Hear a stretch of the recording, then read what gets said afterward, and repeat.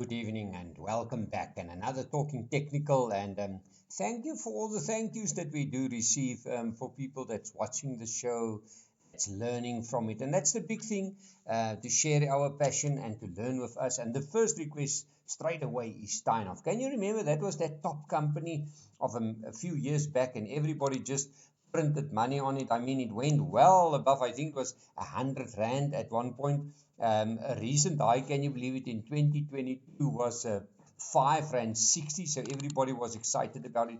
It looks like this is the kind of share that the punters like, and there's a lot of fundamental guys actually saying that this massive restructuring of the company, fixing things up, is eventually going to pay it off well. Now, if you look at the chart, this is exactly what the chart is telling us. From about this year in May, all the way, it almost consolidated between R2.85 and you can almost say R2.40. It's in a big band, and we all know that that usually tells you that the informed capital, they're not so sure about the company. They suss each other out. They want to know what's going to happen. For me, it's quite simple. I will say, if while the consolidation is on, there's a few lines for me that stands out. That's the first one. I'm just going to draw it in, and that is sitting at R2.90. And for me, the other one, there's another one. I just want to put that in. That's the top of that little candle there. Maybe I must just zoom it out for you guys so that you can see it clearly. There you are. Let's make it just right there. There you are. That line is standing out at 276, maybe a little bit lower. Let's just get the top of that candle. The top is 261. 261. Above 261, there can maybe be some action, and unfortunately, this low, and that is sitting at R2.38. I just want to draw that line in there. And then you all know that is the bottom line of this chart. If you think about it, it's quite simple. Steinhoff is building a beautiful base. It needs to break above this consolidation to give us a nice move to the upside. Otherwise, you just sit on the sidelines. And if you look at it, I just want to zoom it out nicely. Then you can see here. If it breaks below this 238, you can almost say 240 level, then it can go much lower. It will give us a headache then. But the first sign is if it can break above this 276 level, sorry, not 261, 276 level. If it breaks above 276, we can move all the way up to this next high, and that will be, I just want to draw it in there, that will be 287. Above 287, we know that this massive consolidation of a few months is over. But where do you buy? I mean, you get the traders, they will buy on these candles. I think if you buy now, use this 240 as your stop loss. Otherwise, I think for the medium-term investors, above this line of 276, that line there, you get, first of all, the first signal that things are starting to turn for the better. And then, of course, above this R2.87, we know that the consolidation can break up and it can go all the way up to about R3.40. So it just shows you, if you look at the chart, that there's a massive consolidation. If you want to preempt it, I think stick to your stop loss. That stop loss of 240 stands out. If you buy above that, maybe the stop loss of around 270 stands out. But while this consolidation is on, just be patient. And as I always say, sit on your hands and play poker face, because when it breaks, we know that the fundamentals are also okay and the share can go a little bit higher. Well, Ellies is on our radar screen. And not that I like the share, and not that I think that it's going to turn around, but somebody asked about it. If I look at Ellies, unfortunately, guys, if we look at the last few years, I mean, look what happened. I mean, we had a high of about 50 cents, about in 2022. Since then, it's just going lower, lower, lower, lower. And the chart is really telling us just that the share is really struggling. It's now trading at around 15, 16 cents. It's on the brink of making a new low. So what is the bottom end? The bottom line is don't catch a falling knife. I know we tend to do that sometimes, especially if you like a company. Of course, if you do love the company and you believe it's going to turn around for the long term, then maybe buy a little bit. But where's your stop loss? I mean, your stop loss, this share can maybe go to 5 cents, 10 cents. We don't know what's the turnaround. I mean, this massive candle from this day from about 16 cents all the way up to 25 cents was a massive spike. But it lost all that ground. And for me, on the brink of a new low. And for me, I always say, then rather wait just for a little bit of a blink to tell you that you want to buy it. Look at the turnaround candle. Maybe look at the spike in volume or a stochastic that's oversold or whatever the case may be. Don't just go in and buy unless you believe that the share is going to turn around and you've got a stop loss. Because if I see a share just making new lows, I'm always nervous that it can maybe go under. I mean, we had some wonderful companies that you never think that will go under.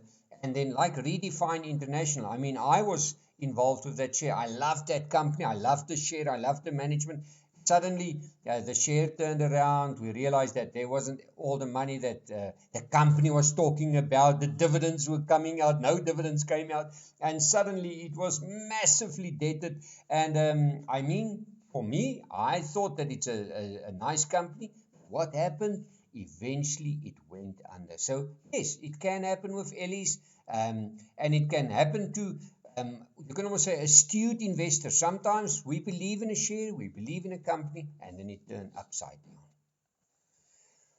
Let's look at the furniture Lewis stores. I mean, I got a request a few weeks back. I haven't had time to check it, but now if I look at the chart here, there's an ugly double top. In actual fact, it's a triple top.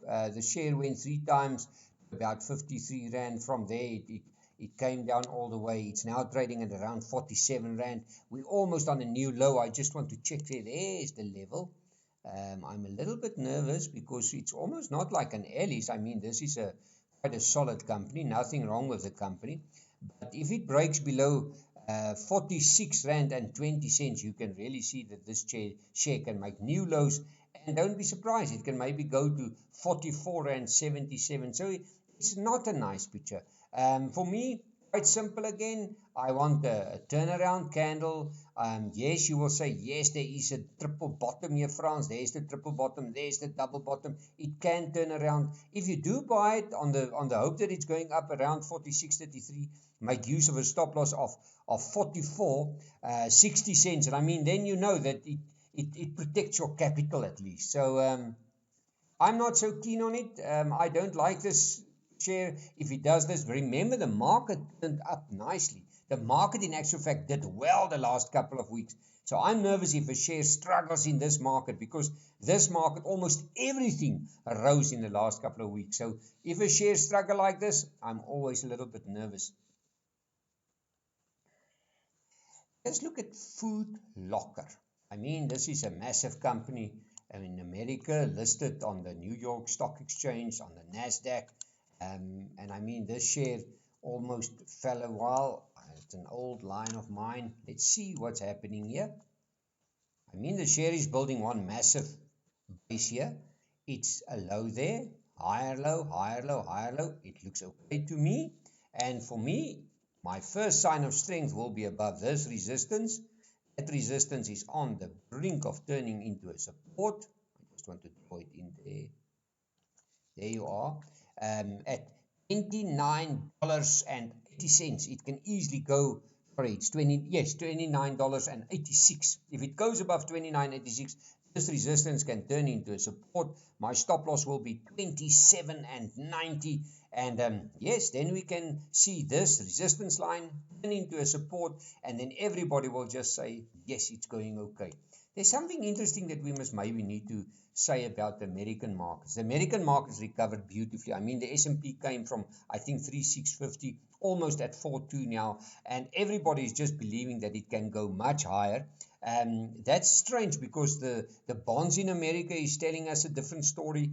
Interest rates are going up, inflation is still high, and everybody's hoping on this oil price that's below 100, the Brent oil price, that it can turn things around and maybe ease some of the pressures of the market. So for me, I say let's stick to the technicals, stick to your stop loss. If it breaks above that, where can it go to? It can go to 31.66, and even as high, that's the next resistance level at 33.51. If it breaks above 33.51, I mean, it can go up nicely. And strangely enough, I pick up a lot of shares are flirting with its 50 days and some shares even 100 days moving average.